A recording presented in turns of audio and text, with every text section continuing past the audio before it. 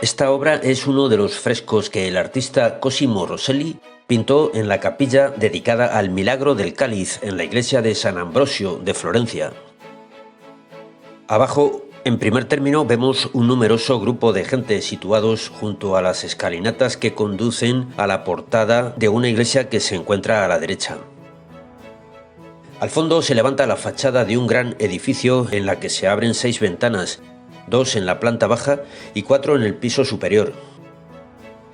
Ese edificio parece estar adosado a la iglesia. A la izquierda, en la parte superior, se ve un paisaje lejano con unas pequeñas colinas cubiertas de vegetación que en el horizonte se convierten en unas montañas azuladas bajo un cielo de luz dorada. La multitud congregada en la plaza de la iglesia se distribuye en pequeños grupos que conversan amistosamente. En un primer plano se ven varios grupos.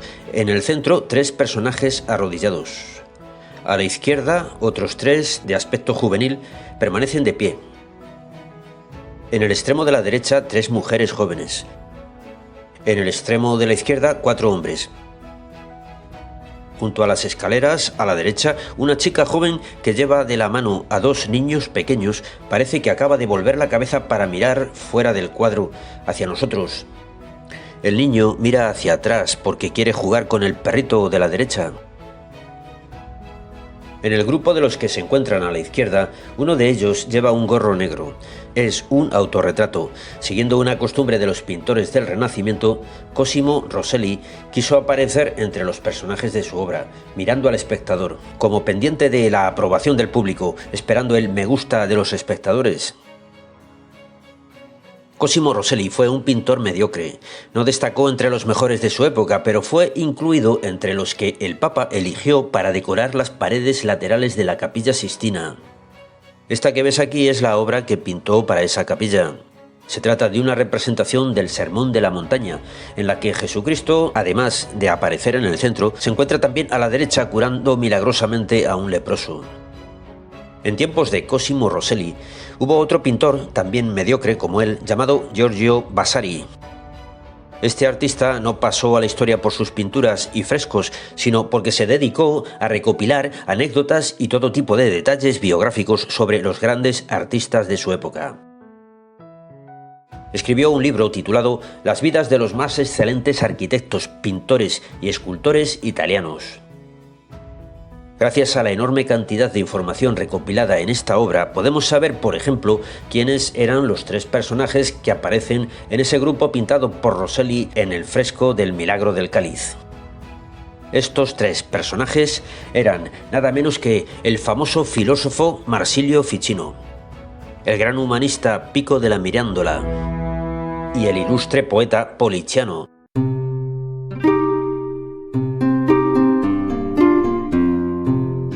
Los 3 eran contemporáneos del pintor Cosimo Rosselli, y en 1486, cuando Rosselli realizó esta pintura, los 3 ya habían alcanzado la gloria y la fama en Italia y fuera de Italia.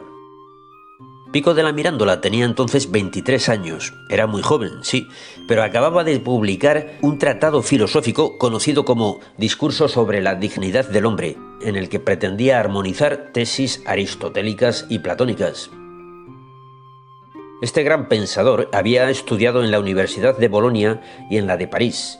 Su primera obra, Las Decretales, fue publicada cuando solo tenía 14 años. Además de latín, sabía hablar griego, árabe, hebreo y caldeo. Pico della Mirandola falleció el día 17 de noviembre de 1494. Tenía 31 años.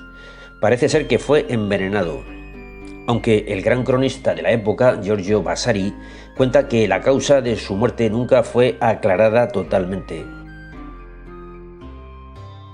Lo curioso es que su colega y amigo Poliziano, que está a su lado, murió el mismo año 1494, unos días antes, y también en extrañas circunstancias, posiblemente envenenado.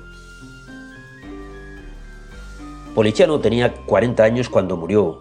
Dominaba el griego y el latín desde los 10 años. A los 18 había empezado a publicar obras de poesía.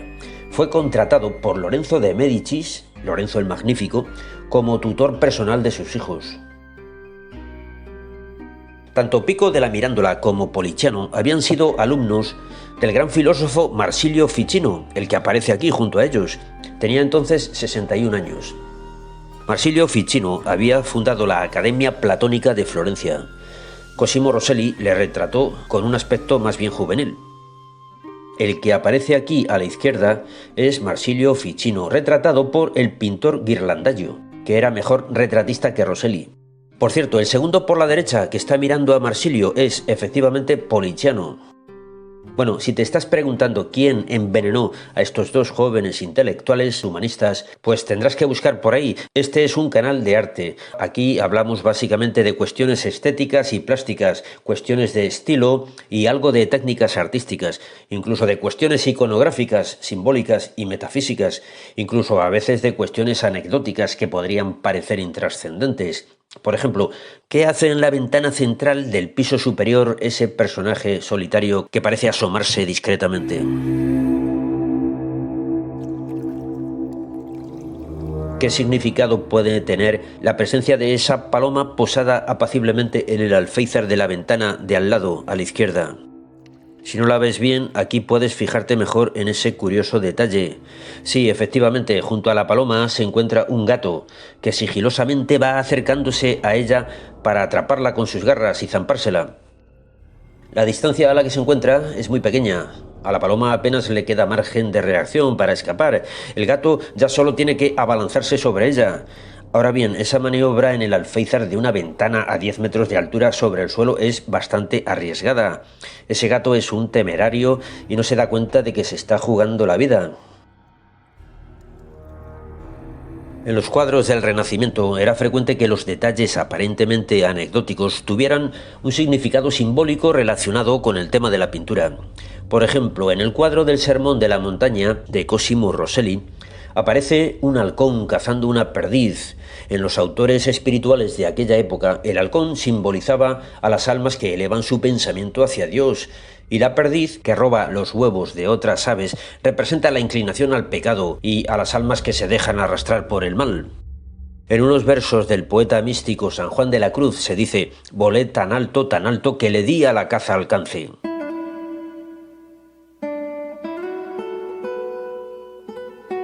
También podemos ver un grupo de grullas volando en formación.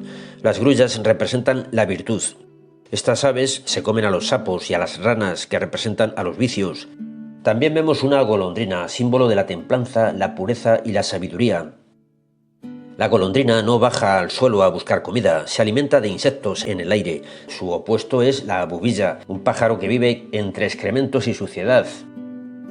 En este cuadro de Fra Angelico vemos una golondrina contemplando a la Virgen María. En el cuadro de Cosimo Rosselli también hay un pequeño jilguero. Este pajarito se alimenta de cardos, tiene una mancha roja en el pecho, su canto es melodioso y representa al mismo Jesucristo. Nos estamos desviando bastante. Estábamos con Poliziano, el gran filólogo y poeta que trabajaba en la corte de Lorenzo de Médicis, Lorenzo el Magnífico, en Florencia. En esta pintura de Ghirlandaio vuelve a aparecer Poliziano, es el que se encuentra abajo. Aparece de medio cuerpo porque viene de un piso inferior. Los tres niños que suben las escaleras junto a él son los hijos de este gran príncipe que apreciaba el arte y la cultura como ningún otro gobernante de su época, Lorenzo de Médicis. Fue un gran mecenas que quiso rodearse de los pensadores y los artistas más importantes de su tiempo. Lorenzo es el que aparece aquí, en el centro. Los que están junto a él son algunos de los grandes intelectuales de su época. Entre ellos se encuentra, por supuesto, el joven Pico de la Mirandola. Es el del gorro rojo, efectivamente. Por cierto, este fresco es obra del pintor Giorgio Vasari. En este otro cuadro, del pintor Sandro Botticelli, algunos historiadores del arte han querido identificar en el grupo de los jóvenes que se encuentran a la izquierda a Pico de la Mirandola, Poliziano y Lorenzo el Magnífico, basándose en algunas suposiciones con poco fundamento. Serían los tres que están ahí a la izquierda.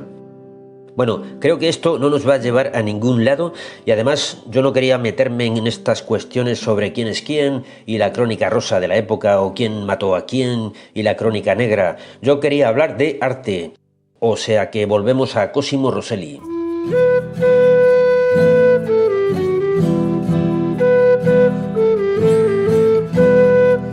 En este vídeo quería hablar de apariencias y apariciones, es decir, sobre lo que se ve y sobre lo que no se ve, y también sobre las cosas que no son lo que parecen, también sobre las cosas que no aparecen pero están ahí. Esta vez no me estoy liando, sé lo que me digo, veamos. Todo el mundo está de acuerdo en que las cosas tienen su aspecto exterior, superficial y visible, y por otro lado está el interior, que solo se puede percibir entrando dentro. Esto ocurre con las manzanas, con las casas y con las personas. Una manzana de piel reluciente y brillante puede estar podrida y llena de gusanos por dentro. Una casa con una fachada espléndida y monumental por dentro puede ser una ruina y estar llena de suciedad. Una persona de rostro agraciado y hermoso puede tener un corazón lleno de maldad. Todo el mundo reconoce que lo importante no está en las apariencias, lo que percibimos con los sentidos, sino que está más allá, permanece oculto y solo se capta con el pensamiento y la intuición.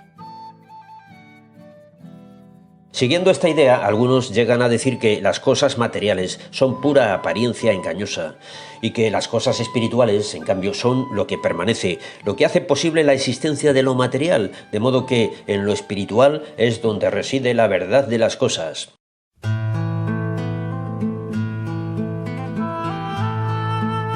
Los filósofos antiguos distinguían entre sustancia y accidentes.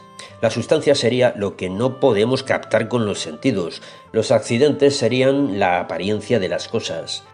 Los filósofos se dividieron en dos tipos. Unos, los idealistas, decían que solo existen realmente las sustancias. Otros, los materialistas, decían que solo existen los accidentes, las cosas que podemos captar con algún aparato de medida. Aristóteles podría ser más o menos un ejemplo de filósofo materialista.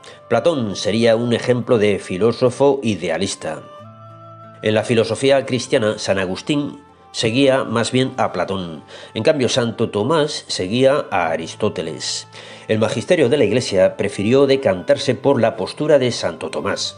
Santo Tomás enseñaba que en la realidad hay varios modos de existir, no uno solo. Defendía que existen las sustancias y también los accidentes, la materia y la forma, la esencia y la apariencia.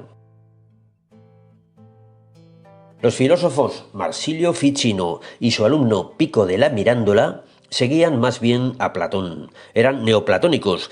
La teología católica veía con un cierto recelo tanto a los neoplatónicos como a los nominalistas que seguían las ideas del teólogo Guillermo de Ockham. El platonismo acababa despreciando las cosas sensibles y materiales, mientras que la doctrina cristiana consideraba que la materia es buena y que los placeres sensibles son buenos. El nominalismo acababa negando que pudieran existir cosas espirituales, mientras que la teología cristiana defiende que existen cosas espirituales. Espiritual es aquello que no puede ser captado con instrumentos de medida. Para los idealistas, todo el mundo real es apariencia engañosa. Para los nominalistas, solo existen las cosas materiales. La postura de Santo Tomás defiende que las apariencias no siempre engañan, sino que a veces lo interior, la esencia de las cosas, se manifiesta al exterior. La esencia o la naturaleza a veces se revela y se aparece en la forma exterior de las cosas. Aunque sea verdad eso de que lo esencial es invisible a los ojos, también es cierto que, viendo lo exterior, podemos intuir o deducir lo esencial. A veces vale la pena cerrar los ojos, y otras veces lo que vale la pena es abrirlos bien y fijarse con atención. Cerrar los ojos admite dos actitudes contrarias. Una consiste en evadirse de la realidad y vivir engañado. La otra consiste en acceder a un mundo interior más allá de la realidad para descubrir la verdad que nos permite entender el mundo. Para Santo Tomás existe la materia y existe el espíritu. La materia es evidente, el espíritu para ser captado requiere observación, reflexión y deducción.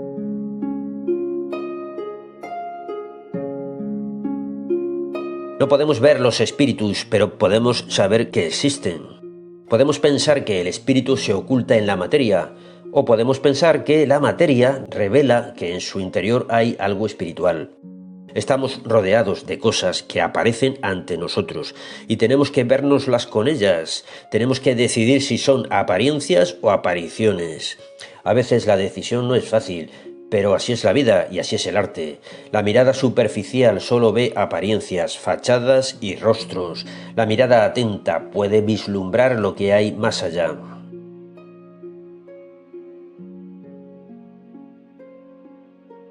Por cierto, el título de este cuadro es El milagro del cáliz. A la derecha aparecen un grupo de sacerdotes en la entrada de una iglesia. El que está de pie sostiene en sus manos un cáliz. Un cáliz es una copa que los sacerdotes utilizan en la misa para contener en ella el vino que después se convertirá en la sangre de Cristo. Eso de convertir el vino en sangre es algo que tiene que ver con las apariencias y las apariciones. Tiene que ver con la sustancia y los accidentes. Tiene que ver con lo material y lo espiritual. Este vídeo ya se está haciendo un poco largo. Vamos a tener que acabar. Que si el arte es un lenguaje, maquillaje o camuflaje, o es un simple bricolaje, es disfraz o tatuaje. Solo dos pequeños detalles. Uno, Marsilio Ficino, además de filósofo, astrólogo, médico y filólogo, era sacerdote. Dos, Pico della Mirandola, cuando murió, acababa de ingresar como monje en la orden de los dominicos. En cuanto al poeta Poliziano, sabemos que no se casó y que uno de los sospechosos de haberle envenenado fue el hijo mayor de Lorenzo de Médicis, Pedro. En fin, terminamos. Volveremos el próximo domingo. Mientras tanto, puedes echar un vistazo a los vídeos antiguos que tienes en este canal. Hay un montón y muy variados. Y te recuerdo que sigue disponible el libro que publiqué el año pasado con una selección de los mejores vídeos de este canal. Se titula El arte que viene. Ahí abajo tienes un enlace para conseguirlo. Y nada más por hoy, amigos. No te olvides de poner un me gusta y escribir algún comentario o sugerencia o petición especial para los próximos vídeos de algún tema que te interese. Y suscribirte, por supuesto. Y si ya estás suscrito, a lo mejor te puedes plantear apoyar este canal en mi página de Patreon desde $1 al mes. Hasta el próximo vídeo. Adiós. Traje, no traje.